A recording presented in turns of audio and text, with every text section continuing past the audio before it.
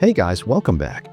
So far we've covered the first 3 main Mortal Kombat games, but before we move on, it's a good time to take a quick look at the spin-offs. They'll help you make way more sense of what's happening in Mortal Kombat 4. Today we're diving into the story of Mortal Kombat Mythologies, Sub-Zero, and breaking down every little detail. This game stands out from the rest of the series in so many ways: the atmosphere, the gameplay, everything. Just watch the cutscenes and dialogue, and you'll see how unique it really is. Don't forget to subscribe to the channel, hit that like button, and drop a comment below.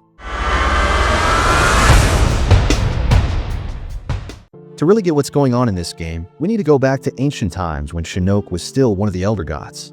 We already covered the Elder Gods and the One Being in our first video, so check that out if you haven't seen it yet.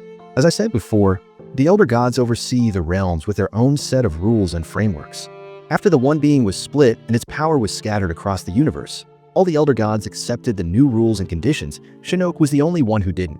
Shinnok never gave up his thirst for power and was obsessed with taking over Earthrealm. The Elder Gods aren't the owners of the realms, they just oversee them. In his quest, Shinnok started a huge war with the Thunder God, Raiden, and because of it, Earthrealm almost got completely destroyed. The other gods were fed up with Shinnok's bullshit, so they teamed up and imprisoned him in the Netherrealm, thinking they had stopped him for good. Raiden, the protector of Earthrealm, did a bunch of research and found out that Shinnok had managed to enter the realm using a magic talisman or amulet. An amulet that many of you probably know about, Shinnok's amulet. Raiden forcefully took the amulet from Shinnok and hid it in a massive temple in the Himalayas. To make sure it was safe, he assigned some guardians to protect it, gods whose powers came from the 4 main elements: water, fire, wind, and earth. These gods don't have special names, except for the god of wind, Fujin, who, just to remind you, is Raiden's brother. These 4 elemental gods I'm talking about are way weaker and more limited than the Elder Gods, unless they do something mind-blowing and get promoted to a higher status by a majority vote from the Elder Gods. As soon as Shinnok got to the Netherrealm, he was attacked by the soldiers of Lucifer, who ruled the place. Lucifer, as the ruler and protector of the Netherrealm, was ordered by the Elder Gods to torture Shinnok in the most brutal ways possible for thousands of years. Years went by until one day, Quan Chi came to visit Shinnok. Quan Chi, our story's bald sorcerer, is mysteriously powerful and can travel between the realms without the Elder Gods even noticing. Quan Chi, who knows all about Shinnok's problems, makes him an offer. He tells Shinnok, "If you give me power and make me your right-hand man, I'll free you from this eternal torture and help you defeat Lucifer and his army." After thinking it over, Shinnok accepts the bald sorcerer's offer, and together they start a war in the Netherrealm, a war against Lucifer that lasted for centuries. As many of you probably guessed, in the end, Shinnok and Quan Chi win the war, and Shinnok takes the Netherrealm throne. You might expect Shinnok to just give up and be done, but nope, he keeps causing trouble. He tried to build a world in the Netherrealm that looked like Earthrealm, but it never worked. No matter what he did, something was always off. He created demons that looked like humans. He built cities that looked like Earthrealm cities. Shinnok wasn't satisfied no matter what he did. After countless attempts, he finally realized the problem was at the root of it all. You can never create the gem of the universe, or rather, Earthrealm, from a dead world made of rocks and fire. Quan Chi, his right-hand man, tries for years to solve this problem and find a way to attack Earthrealm. Until one day, our other little bastard sorcerer, Shang Tsung, defeats the great Kung Lao and absorbs his soul. This transfers Kung Lao's memories and thoughts to Shang Tsung, and he finds the location of the sacred map, a map that shows the way to Shinnok's amulet. This cunning fox somehow knows about everything happening in the realms, so he goes to Quan Chi to make a deal. In exchange for the exact location of the sacred map, he asks Shinnok to help them revive the dead queen of Outworld, Sindel. Quan Chi takes Shang Tsung's request to Shinnok, and after a little discussion, they accept his offer. The bald sorcerer needs to find someone who can handle the temple's security, and that's where the story of this game finally begins. The events of this game take place 2 years before the first Mortal Kombat. After a lot of searching, Quan Chi finds 2 suitable candidates for his mission: Bi-Han from the Lin Kuei clan and Hanzo Hasashi from the Shirai Ryu clan. He has 2 options, but being the slimy sneak that he is, he chooses both. First, the bald Quan Chi goes to the Grandmaster of the Lin Kuei and makes a deal with him. They agree that if Bi-Han succeeds in his mission, Quan Chi will personally go to Japan and kill every member of the Shirai Ryu. He then makes a deal with the Shirai Ryu clan, saying that if Bi-Han fails, Hanzo Hasashi should bring him the map. This is where we finally get into the game's story, and we take control of Bi-Han, the first Sub-Zero, as the main character. As soon as Bi-Han enters the temple, he runs into Hanzo Hasashi, who isn't Scorpion yet. Hanzo tells him you will fail, and then leaves. With total calm, Bi-Han fights a few temple guards, gets past all the traps, and finally reaches the room where the map is kept. As soon as he enters, he sees Hanzo standing over the map. Hanzo proudly tells Bi-Han, "The map is mine, Sub-Zero." Bi-Han, still completely calm, rips Scorpion's head off and returns to the Lin Kuei Grandmaster with the map.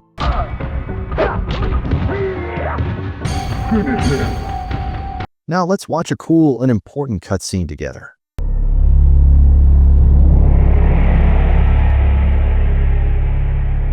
Grandmaster, in honor of the Lin Kuei, I bring you this sacred map of elements. Once again, our most cunning assassin and thief is successful.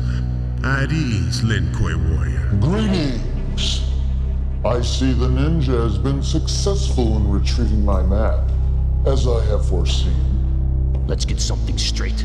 I am not a ninja. I am Lin Kuei. Scorpion was a ninja. Ah yes, your Japanese counterpart.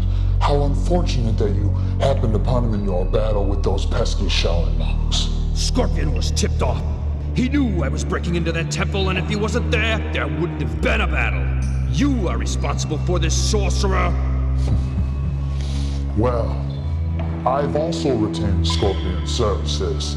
In case you failed, I needed some assurance. Your peace of mind almost cost me this mission. Enough! Quan Chi, tell me, what about our payment? Oh yes, I almost forgot. The bones of your arch nemesis, and leader of Scorpion's ninja clan.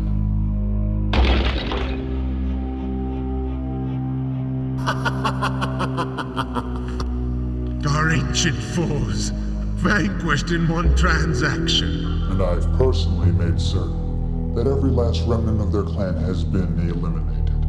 Forever. You see, Sub-Zero, you can trust a sorcerer sometimes. Now, you will use this map on your next mission. Quan Chi has once again retained your services.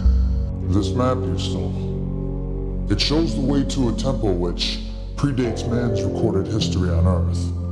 For thousands of years, the Temple of Elements has been hidden in what is now known as the Himalayan Mountains of Nepal. This map is the only evidence of its existence.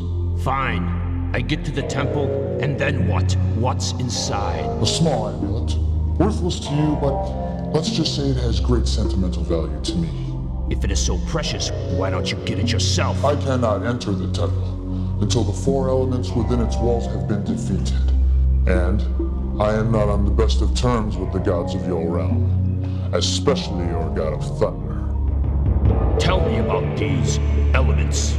They are the 4 elements which comprise the very existence of... Quan Chi gives Bi-Han a bunch of warnings about the gods protecting the amulet, and we have to bow down to the special effects in this game. After getting his ass handed to him multiple times, Bi-Han gets past all the traps and defeats all 4 elemental gods one after another. First, he fights the god of wind, Fujin. Then the god of earth. Then the god of water. And finally, the god of fire. As I said before, besides Fujin, the other elemental gods don't have specific names. Bi-Han, in his fancy style, goes to grab the amulet, but just as he's about to finish the job, the bald Quan Chi shows up and the truth comes out. As I mentioned before, our ugly sorcerer did all this just for his master, Shinnok. He wanted to return the amulet to Shinnok to restore his supreme power, and together, they would conquer and destroy all the realms. Bi-Han, who had no idea about any of this, is shocked. He tells Quan Chi, "I won't let you do this." Quan Chi says goodbye in response, basically telling him to shut the hell up. To him, he will regain his powers and be freed from the confines of the Nether Realm. I thought Shao Kahn was the... Shao Kahn is nothing but a peasant ruler of a long-dead realm. Shinnok is the destroyer of all realms, including Khan's outworld. Destroyer of all realms. You are insane. That amulet isn't worth the bronze it's molded from. Believe what you will, Sub-Zero. Goodbye. Bi-Han sadly starts walking down the stairs, but wait, look who it is. The protector of Earthrealm, the one who single-handedly keeps the realm together, the legendary Raiden. Raiden tells Bi-Han, "You've completely fucked up the realms and now you're sitting there feeling sorry for yourself." You made this mess, and you have to fix it, or your entire clan will be punished in the most horrible way for what you've done. I'm sending you to the Netherrealm. You have to stop Quan Chi, or we're all going to be screwed. I hate to say this, but you are our only hope. Because you're going to the Netherrealm, and you're going to bring back the amulet. We must act quickly. I have no dominion in the Netherrealm. You are reality's only hope. I'll do it, Thunder God. Only because I don't have a choice. Then stand back!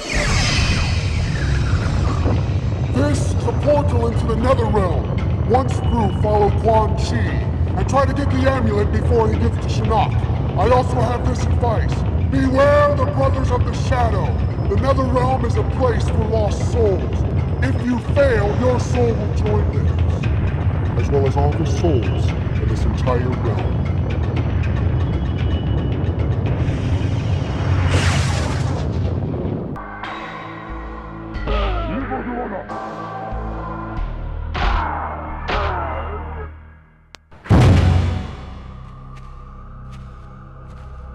Our dear Hanzo, he's been sent here because of what Bi-Han did to him, but in a new form as Scorpion, he has somehow managed to control the fires of hell.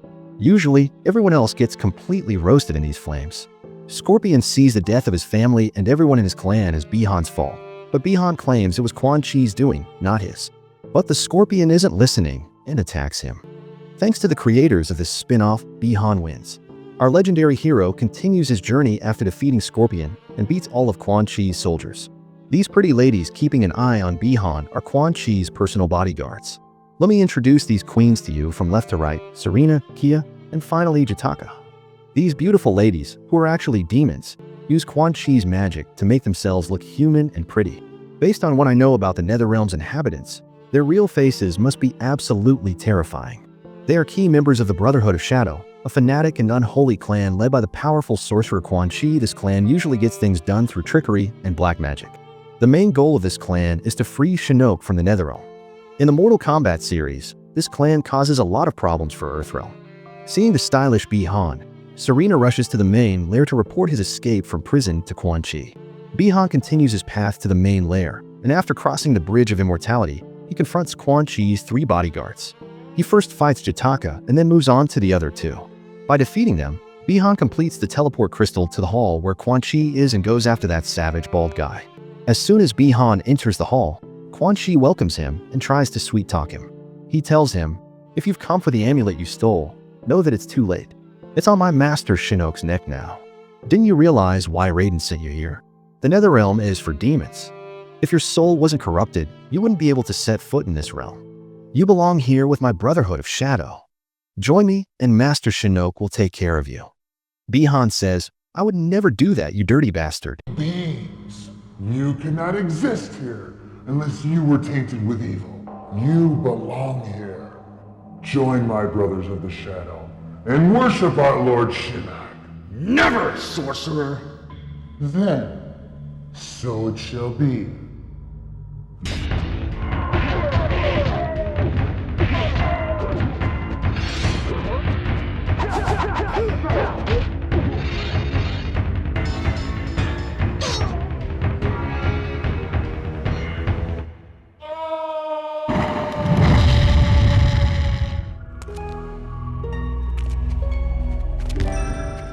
Why did you help me? You are still immortal. That means you can escape the Netherrealm. There won't be anywhere to go if I don't get the amulet back. Take me with you. I've waited an eternity to escape. You don't understand. I can't leave without you.